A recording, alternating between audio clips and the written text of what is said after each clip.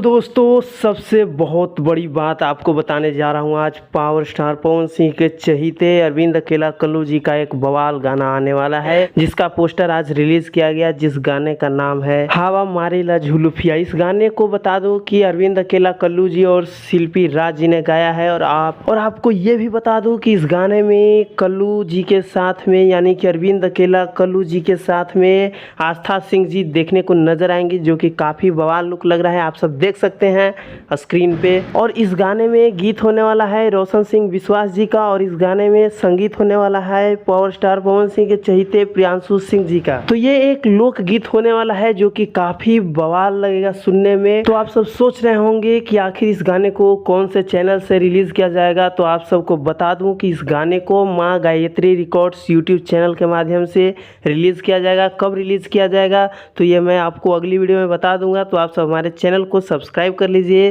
तथा वीडियो को लाइक करके शेयर करना ना भूलें। और आप सबको सबसे अच्छा किनका गाना सुनने में लगता है, पावर स्टार पवन सिंह का या कल्लू का या और कोई का, कमेंट में अवश्य बता दें। धन्यवाद।